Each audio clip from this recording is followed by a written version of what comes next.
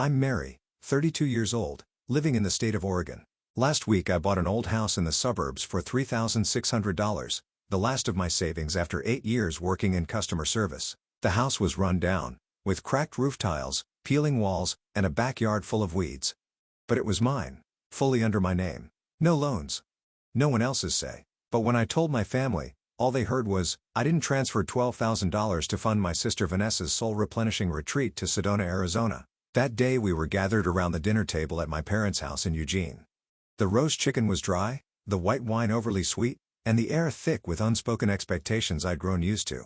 My mother, Eleanor, was going on and on about the benefits of a 2-week meditation retreat to restore spiritual energy. Every eye turned to Vanessa, my 27-year-old sister who'd dropped out of college and now called herself a certified holistic life coach. $12,000 is nothing compared to everything she's done for this family, my mother said, her voice syrupy sweet. Vanessa gave a soft nod and sipped her wine, as if she were a priestess blessing the meal. My father, Ronald, turned to me. His expression wasn't harsh, but it was cold and resolute. You said you'd transfer the money last week. Why haven't we seen it? I set my fork down, trying to keep my voice steady. I'm not transferring it. I bought a house. The room went silent.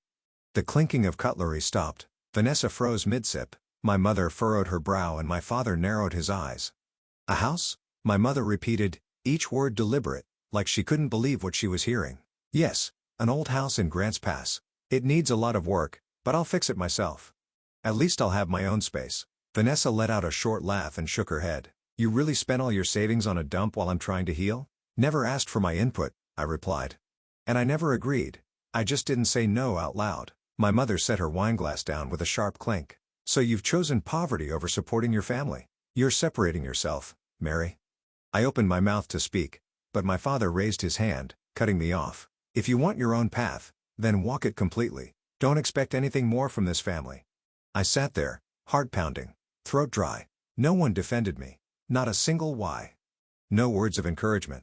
The next morning, I woke up in my old rented apartment to a notification, removed from the family group chat. Easter, the only time we ever truly gathered, was cancelled due to missing key participants.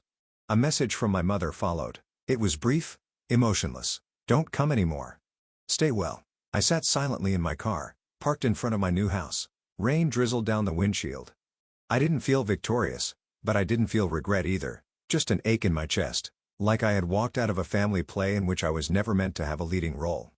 I popped open the trunk, pulled out my old fold-up chair, the same one I used during work breaks in the company parking lot, and set it down on the gravel in front of the house. I sat, facing the chipped front door. They called my decision reckless, but in that moment I knew I was finally starting to live. For real, even if it was in the middle of a wreck. I sat motionless on the cold folding chair. The rain had stopped, but the ground was still soaked. The house in front of me looked more like a challenge than a reward. Streaked walls, dusty windows, and a crooked breaker panel as if someone had tried to take it apart and given up. But at least this time, it belonged to me. A breeze passed, making me pull my thin coat tighter, my hand instinctively gripping the chair's handle. Then, like someone had suddenly hit play on an old film reel, memories rushed in. Not of the most recent time I'd been pushed aside, but of all the times before it, back when I still tried not to see it. When I was 10, on my birthday, I made my own sandwiches to bring to school. My mom said she was busy meeting with Vanessa's gifted piano teacher. While other kids got balloons, lollipops, and ribbon-wrapped gifts from their parents, I sat alone at the end of the table, chewing a dry sandwich with no mayonnaise. No one at home asked me how the day went. Vanessa's birthday was 3 weeks after mine. That year, Dad rented an ice cream truck, hired a clown, and strung paper lanterns from the porch to the backyard. I still remember Vanessa in a lavender dress, dancing under small fireworks, while I, on Mom's request, held the camera to capture her special moment. Another year, I won first place in a district essay competition about one thing I regret. I printed it and left it on the kitchen counter, hoping someone would notice. By evening, it was soaked from Mom's cold drink, and she never read it. Vanessa, meanwhile, was preparing for a small, statewide speech contest, though it was just a local high school club selection. I used to think it was forgetfulness. Maybe they were tired. Maybe I wasn't impressive enough. But by the time I was 16 and invited to speak at graduation for having the highest GPA in class, and the entire family still chose to attend Vanessa's regional dance showcase in Seattle, I knew it was no accident. I don't hate my sister, but there are things she always had: admiration, preference, forgiveness, that I could never reach. When Vanessa placed third in a charity cooking contest, the family threw a backyard barbecue to celebrate. When I got into the honors program at the University of Oregon, my mom simply said, "Hope you can manage tuition so it doesn't mess up our financial plans." The only time I truly snapped was at 21. Vanessa accidentally set fire to the research notes I had worked on for 3 months. I yelled. She cried. And my mom? She didn't ask what happened, didn't even glance my way. She just held Vanessa and said, "She's sensitive. Don't scare her." That sentence sliced through me like a blade. I remember walking outside, sitting in the car with the fan on for an hour, tears running down my collar. And I didn't even bother wiping them. Sitting in front of this broken-down house now, I asked myself, what exactly had I been waiting for all these years? A word of recognition? A hug? One moment where someone would choose me over her? Nothing. And maybe there was never any intention to offer it. Something in me shut down during that dinner when my father said, "If you want your own path, don't expect anything from this family." It wasn't a punishment. It was confirmation that I didn't belong there, that I could disappear and life would go on as if I never existed. I reached into my coat pocket, opened an old text from Mom. "Don't come anymore. Stay well." I didn't delete it. I didn't reply. I just sat there, my hand gripping the chair so tightly my fingertips turned white. The only warmth I had left was the thought, if I ever truly had a place in that home, I wouldn't have to rebuild my life from scratch. The old brick house in front of me smelled of mildew, the walls worn, the door creaking at every shift, but at least it didn't pretend. It was broken and it was honest about it, unlike my family. I moved into my new house on a windy Wednesday afternoon, carrying exactly 3 bags, an old mattress, a ceramic tea set I bought while working at a bookstore, and one cardboard box filled with documents, journals, and letters from my college years. Among them were a few unsent drafts, angry paragraphs written to my mom, my dad, then crumpled and stuffed into the bottom of the box. I hadn't installed the power yet, hadn't sealed the windows against the wind when my phone buzzed. The screen lit up with a name, Aunt Dolores. I froze. Dolores? My dad's younger sister lived nearly a 3-hour drive away in Medford. She'd lived alone her whole life, ran a small handcrafted decor shop, and raised 3 fat cats. She was the only one in the extended family who had ever stood quietly in my corner during those countless family conflicts. Through a glance, a shoulder pat, a silent presence. I hesitated for a few seconds, then picked up. "Mary? It's me, Dolores. I know. Hi, Aunt." Her voice wasn't warm, nor was it cold, just steady, no small talk. "I heard. Your mother called, said you were impulsive, destroying the family atmosphere, and leading yourself into a dead end." I let out a dry laugh. That sounds familiar. Same words they used when I chose sociology instead of economics. "Uh-huh," she replied briefly, pausing. "I didn't call to tell you to go back. I don't think you did anything wrong. I just want you to stop hoping that someday someone in this family will see their mistake, because they won't." I said nothing. Wind slipped through the crack behind me, pressing my shirt to my back. "Mary," she continued, "they don't hate you, they just don't know how to deal with you. You've always been the one who refuses to play along. You won't pretend to be pleased, won't bend just to keep things smooth. So they chose the simpler route. Pick the one who's easier to praise, easier to mold, easier to control." "You mean Vanessa?" "Yes. I'm not saying she has no value, but her value lies in being agreeable, not capable. You're the opposite. You make them feel insecure." I bit my lip. That hit like a needle through a thin layer of scar tissue. "I'm calling so you'll remember one thing." Her voice softened. "Someday they'll come to you. When Vanessa's in trouble, when they need a place to stay, need money, need someone to take the fall. They won't come out of love, Mary. They'll come out of convenience." I gripped my phone tighter. Each word pierced the thin hope I had stubbornly held onto. "So what should I do when that day comes?" "Remember today," she said slowly. "Remember how it feels to be cut out of dinner for not playing along. Remember your name being erased from the family group chat. Remember standing in front of a crumbling house and feeling more at peace than you ever did with them. Hold on to that, because when the time comes, you'll need clarity more than kindness." Silence stretched. I could faintly hear a cat meowing on her end of the line. "Thanks, Aunt," I said quietly. "I thought maybe it was just me." "Don't be naive, Mary. Anyone who's survived a family built on favoritism knows blood doesn't always bond. Sometimes it bleeds you dry." We didn't say much else. She just told me to call if I ever needed anything, then hung up. I sat in the dark, heart tangled. One thought echoed in my head. They will come back, not to love me, but to use me. I turned on my phone's flashlight, stepped into the kitchen, and opened the toolbox. I started tightening each outlet, sealing window edges, checking the gas line. Not because I believed anyone would show up to help tomorrow, but because I understood now, this house, this life, is something I have to protect with my own hands. If I let go, they'd make me their backup plan for their own failures again. The wind howled through the roofline again, but this time I didn't shiver. I just recalled Aunt's voice. Don't forget today, Mary. Memory is the only thing that'll keep you alive next time. And next time, I knew it would come. As on my knees, scrubbing the kitchen floor with a damp cloth, the smell of cleaner still sharp in the air, even though the window had been open since morning, when I heard a knock. 3 sharp raps. Short and precise. Not like the postman, and definitely not a neighbor. Wiping my hands on my jeans, I walked to the porch. Through the dusty curtain, I recognized a silhouette I didn't expect to see again so soon. Vanessa. She stood at the door, looking too polished for the setting. A beige trench coat, hair tied in a neat bun, a limited edition Louis Vuitton bag in hand, in high leather boots that clearly weren't made for my uneven muddy driveway. Her face wore its usual soft smile, but her eyes flicked around sharply. "Mary," she called, like she was greeting an old friend. "I finally found you." I figured it out after doing a bit of Instagram searching. I said nothing. I nudged the door open slightly, my silent way of allowing her in.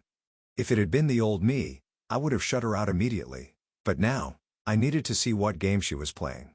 "You've really given this place character," Vanessa said, as she looked around the modest but clean space. She walked in like she belonged, set her purse down on the wooden chair, took off her coat, and then turned to me, her voice suddenly gentler. "Mary, I'm in a bit of trouble. It's about the spa." I folded my arms and leaned on the doorframe. "Be specific." "A pipe burst. Flooded the whole ground floor. The repair guy says it'll take at least 3 or 4 days to fix. I don't have anywhere to stay. I hate to impose, but you know I can't stay in a motel. The mildew smell will destroy my lungs, and I live with mold every day." Vanessa gave an awkward smile, not denying it, just lowering her head as if guilty. I sighed. A part of me wanted to slam the door in her face, but Aunt Delora's warning echoed in my mind. "Don't forget this feeling. They'll come back, not out of love, but because they need something. You can stay for tonight only," I said firmly. "No guests. No filming. Don't touch anything." Vanessa raised her hand like taking an oath. "I promise," but I knew her promises were like gift wrap, shiny on the outside, hollow inside. I set her up on the long couch in the living room with a thin blanket and an old pillow. She didn't look pleased, but forced a grateful smile. I went to bed early, but couldn't sleep. Around midnight, I heard faint footsteps, followed by soft clicking sounds. I tiptoed out, keeping the lights off. From the hallway corner, I saw the flicker of her phone's flash bouncing off the kitchen walls. Vanessa was live streaming. "This is where my sister lives," she whispered into the camera, her tone soaked in sympathy. The phone camera panned over the modest kitchen, the chipped walls I hadn't had time to paint. "A strong woman surviving family trauma. She doesn't want anyone to know she's struggling, but I'm here to share that with you." I froze. My throat burned. The stream was live, not just a recording, and heart icons and comments poured in. "Thanks for sharing. You're such a kind sister. She's lucky to have you." She didn't mention being cut off by the family, how they offered her money while I was kicked from the dinner table for keeping my savings. She was rewriting the story, casting me as the wounded bird, and herself as the savior. I stepped forward, voice like ice. "Turn it off." Vanessa startled, instinctively pulling the phone behind her back. "I was just trying to help, sharing your story so people can relate, maybe even donate if needed. You're turning me into content, and you promised you wouldn't film." Her face tightened for a second, then relaxed as she slipped back into her sweet persona. "I'm only doing it for you. People will understand better if they see it. Turn it off now, or get out within the next 5 minutes." Vanessa stood still for a moment, then dropped her gaze. She turned off the stream, detached the little ring light from the tripod, and unplugged her charger. She didn't say a word, but I saw it in her eyes. It wasn't regret, it was strategy. I didn't sleep the rest of the night. I sat in the cold kitchen next to the unlit gas stove, sipping lukewarm tea, and thought, I had let a wolf in, just because she wore a nightgown. The next morning, I woke up to the sound of giggles coming from the living room. Early sunlight slipped through the dusty window slats and shone directly on a ring light I didn't remember ever owning. The unease from last night returned instantly, like a sharp chill slicing through my chest. I stepped out barefoot, the cold wooden floor grounding me with every step, a reminder that this was my home. Vanessa sat cross-legged on the only usable chair in the living room. Behind her the peeling wall I hadn't yet repainted. She wore a cream-colored cardigan styled perfectly with a silk scarf, her makeup subtle, and her smile ready for camera. Her phone was mounted on a tripod, livestream already in session. Good morning, my angels. Today, I want to share a little glimpse into the truly humble life of my older sister. She said in a voice soft as morning dew, then turned the camera toward my rusty fridge and the sink that still had no hot water. This is where she's been living for the past few months, a space that needs love, that needs healing. I know it might look rough, but don't judge by appearances. She paused, looked directly into the lens. Judge by the pain. That line hit me like a slap. I stepped forward, voice low and sharp. What the hell are you doing? Vanessa jumped but quickly turned the camera away. Mary, I'm just trying to spread some empathy. This is the truth, right? It's your house. People have a right to know. Know what? That I'm living in my own house, not begging anyone for help. That you, the one who once called me selfish, are now using someone else's hardship for clicks. She awkwardly ended the live stream and set the phone down, but not an ounce of remorse crossed her face. Only calculation. I didn't do anything wrong. Just shared the reality, she shrugged. And honestly, it's helping. 3 hours later, I found out she had created a GoFundMe campaign. Title: Help My Sister Escape Poverty. The cover photo? Me crouched on the kitchen floor after sealing the pipes. Hair a mess, grease on my hands. Subtitle: After family trauma, my sister lives in harsh conditions. Help her find the light again. My hands shook as I clicked view details. Total raised $17,800. Recipient: Vanessa Nolan, Wellness Coach, LLC. Not one line said I didn't consent. Not a single word mentioned I had no idea. And certainly no sign the money would ever reach me. I went back to my room, shut the door, fury boiling. It wasn't just betrayal, it was being made a public joke. In front of thousands of strangers, I was now a pitiful subject. The poverty-stricken sister someone needed to rescue. I opened my phone and replayed the live stream she'd posted earlier that morning. In the video, Vanessa said, voice trembling like a stage actor, "Some people stay silent because they're used to suffering. But we can't let them stay invisible. She's my blood and I can't just stand by." In the comments below, hundreds expressed sympathy, sent money, thanked her for being brave enough to speak up. And me? I became the unwilling side character in a pity performance she scripted and starred in. I didn't speak. I didn't cry. I didn't scream. I just sat there. The screen's glow, lighting my face like the cold light of an operating room, revealing every contour of disappointment. Vanessa walked in holding a green smoothie. "I'm doing something good for you," she said. "Maybe, you just don't see it yet, but you'll be grateful someday." I looked at her, silent, and for the first time in my life, I no longer saw a relative. I saw a stranger. With a face borrowed from my memories, but a soul I didn't recognize. One thing was clear. Not a single word from her was true, and not a single dollar from that fund was meant for me. I started saving everything. Every live stream clip, every photo, every line of text in the GoFundMe campaign Vanessa built. From fake tears and borrowed compassion, I didn't say a word to her for 3 days after I found out. But each night, while she slept soundly on the couch, with a sheet mask on and lavender candles flickering, I opened my laptop, saved screenshots, timestamped everything, and logged the list of donors. I'm not a lawyer, but I know what fraud looks like. On Tuesday afternoon, my phone buzzed once in the quiet. A message from an unknown account. "Hi Mary, I'm Alyssa Park, a certified paralegal in the state of Oregon. I came across a GoFundMe campaign under your name, but the funds are going to someone else. Would you like to talk?" I read that message 7 times. Not because I doubted it, but because, out of hundreds of comments praising Vanessa, out of dozens accusing me of being too prideful to accept help, this was the first time someone saw the truth. I replied with one word: "Yeah." Alyssa responded almost instantly. She asked me to send all the evidence I'd gathered. Screenshots of live streams, the campaign's update history, the donation logs, and of course the clip where Vanessa called my kitchen a relic of the economic crisis era before giggling. 1 day later, we met via Zoom. Alyssa wasn't much older than me, but she carried herself with confident professionalism. After a few minutes of talking, I knew I could trust her. "Mary," she said, "I've reviewed everything. If you're ready, we'll send a cease and desist, an official notice to immediately stop the exploitation of your image, identity, and financial fraud. If she ignores it, we can escalate to a civil lawsuit. There may even be grounds for criminal misrepresentation in soliciting community funds." I nodded. I want to do this the right way. No live streams, no callouts. I just want her to never use my name for profit again. Alyssa smiled. "Then let's get started." We planned carefully. I didn't tell Vanessa that I knew. I didn't turn off the lights when she filmed. I didn't stop her from calling fans and lamenting that my sister is showing signs of depression and refusing to communicate.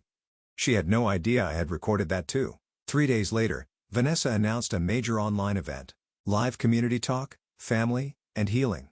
She promised to share the most touching story she'd ever told. And as always, she cast herself as the hero of her self-painted masterpiece.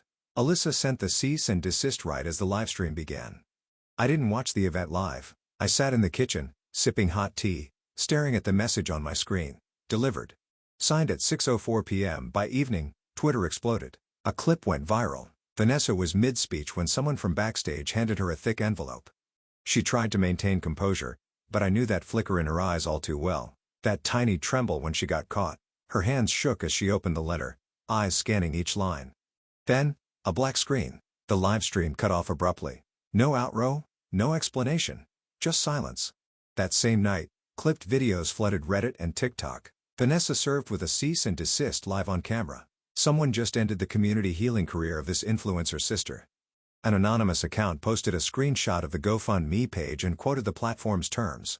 The beneficiary must be clearly identified as the recipient. The name Mary started appearing all over the threads.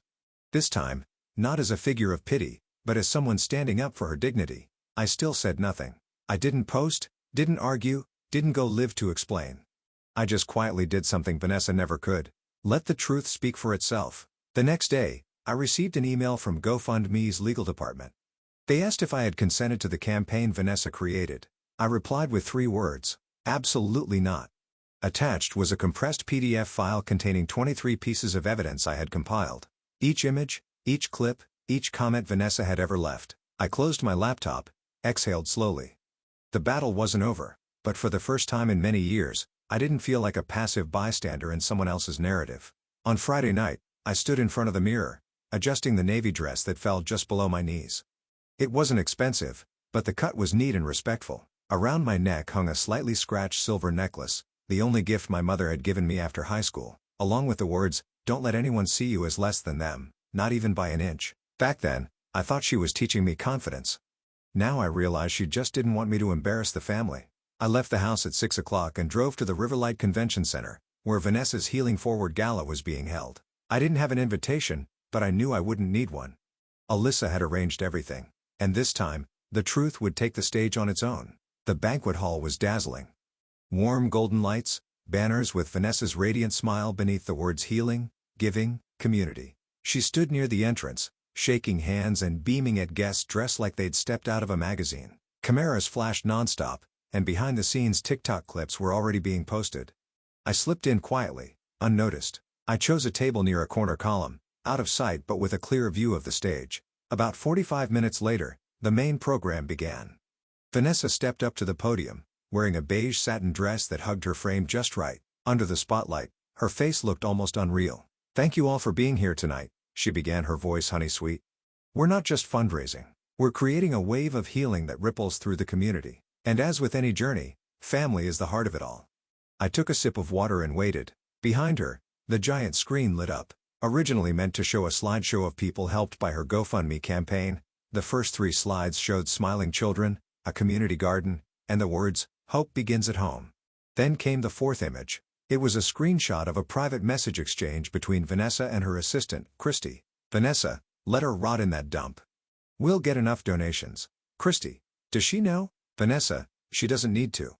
Quiet works better. Pity is the best tool for engagement." A murmur spread through the hall. Someone near my table whispered, "What the hell? Did she write that?" On screen, the messages continued. Another line came into focus. "Vanessa, add the hashtag reborn from ruins to the caption. Blur the cracked floor. It'll look more tragic." No one said a word. The stage lights stayed bright. Vanessa stood frozen, staring at the screen behind her like she couldn't believe she was being exposed publicly. A camera flashed, then another. The whole room felt like it cracked under the pressure of silence. I stood, not yet stepping forward, when a voice rang out from the head table. "That's enough." Aunt Dolores, in a deep green blazer, stood up, face calm, eyes sharp. "I'm Dolores Graham, Mary's aunt," the woman being used. Aunt Dolores, in a deep green blazer, stood up, face calm, eyes sharp. "I'm Dolores Graham, Mary's aunt," the woman being used tonight as a tool for profit. Vanessa tried to raise a hand to stop her, but no one was looking at her anymore. I used to think silence was the right choice, that every family had its issues. But now I understand. Some things cannot be swallowed, cannot be forgiven with flowery apologies. The spotlight shifted to my aunt. The camera flashes exploded. We cannot talk about healing when the one leading it built her platform on someone else's pain. I stood frozen, throat tight. And I choose to stand with the truth. I stand with Mary. The applause started small, but spread quickly across the room. People who just smiled at Vanessa now pulled out their phones, recording, whispering. Some got up and walked away from their tables, visibly unsettled. Vanessa remained on stage, pale as a ghost. The sweet voice was gone. The composed demeanor vanished. All that was left was panic, raw and smeared beneath mascara that had begun to run. She rushed off stage, her dress catching on a table leg, toppling a flower arrangement in her path. I didn't follow her. I just stood beside Aunt Dolores, my chest light, like I'd finally set down a boulder I'd been carrying for years. That night, social media exploded with clips exposing the healing guru, tagged with Vanessa exposed, healing at what cost, and Mary deserves better. Morning light broke through after last night's rain, and a few drops still clung to my porch roof. I set the newly planted sage pot on the windowsill, the scent of damp soil and mint drifting gently in the breeze. The walls that used to peel have now been painted in a soft yellow I chose after 3 nights of indecision. The kitchen, once the centerpiece of Vanessa's pity campaign, now held thrifted baking tools and a hand-embroidered towel from Aunt Dolores, gifted on my official rebirth day. Rebirth sounds poetic, but really, it just started with me doing one small thing at a time, replacing light bulbs, mounting cabinets, digging up the old garden. There was no one left demanding I explain every decision. No one casting me as the shadow behind someone else's fake spotlight. And absolutely no one turning my pain into their stage. Each morning, I brew coffee, turn on the jazz station, and sit on the porch with whatever book I feel like reading. Something I used to put off out of guilt for daring to live just for myself. The neighbors have started stopping by more. Miss Janelle from house number 14 often brings over warm apple pie in exchange for tomato seeds. The kids on the block love drawing with chalk on the sidewalk in front of my yard. They draw suns, hearts, even portraits of my cat, though I've never owned one. One Saturday morning, as I was dusting the window, my phone buzzed. I didn't need to check to know who it was, but I opened it anyway. Just to be sure. Vanessa, I know things have gone too far, but now I don't have a place to stay. They canceled my lease, and I need time to get back on my feet. I don't want to be a burden, just a few days. I'm sorry. No mention of that night.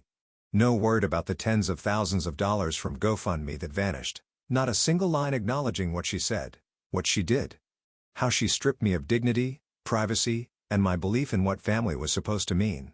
I wasn't angry. I wasn't glad either. I just felt quiet. I set the phone down on the table, poured more coffee into the ceramic mug I'd bought from a garage sale, and stepped out onto the porch. In front of my house, 3 kids were writing something large on the sidewalk with pastel chalk. I watched from a distance as they laughed and fought over the yellow and sky blue pieces. A curly maggot girl turned, waved at me. "Miss Mary, do you think this line looks nice?" I walked over and knelt to read it. The letters were a little wobbly, some misspelled, but still, they tightened something in my chest. "You are not invisible anymore." I laughed and gently patted her head. "I love it, I really do." I walked back inside, picked up my phone, and typed a simple reply. "No, you're not coming in. And don't come back." I hit send, then blocked the number. No trembling hands. No regrets. Because I understood now, forgiveness doesn't mean letting someone continue to destroy what's left. And loving yourself doesn't mean being cruel. It means setting the boundary where harm is no longer allowed to return. 10 minutes later, the doorbell rang again. I figured it was Miss Janelle with cinnamon rolls, but it turned out to be Aunt Dolores, holding a pot of purple lavender and a small wooden frame. "I thought this might go well by your front door," she said, her eyes shining with pride. I opened the frame. Inside was a photo of me, smiling. A real smile. Not forced. The day we stood on the porch together after hanging the new house number sign. Below the photo, in her handwriting, it read, "You built it. You live it. You own it." I nodded. This $3,600 house was no longer the dump someone once used to exploit me. It was the foundation I laid down myself, not for anyone's approval, but so I could exist, whole. Without conditions. And for the first time in my life, I knew with certainty, I no longer needed anyone's permission to call this place home. My story isn't just about an old house. It's about reclaiming my voice and my right to live on my own terms, after years of being overlooked and used. What I've learned is this: sometimes you have to walk away from those who always demand sacrifice, but never offer fairness. No one gets to define your worth by the pain they've caused. When you dare to rebuild from the rubble with your own hands, you don't just create a home, you build a whole new life that you truly deserve. What do you think about how Mary stood up to her family and took back control of her life? Share your thoughts in the comments below. And don't forget to follow the channel so you don't miss more inspiring stories about life and family.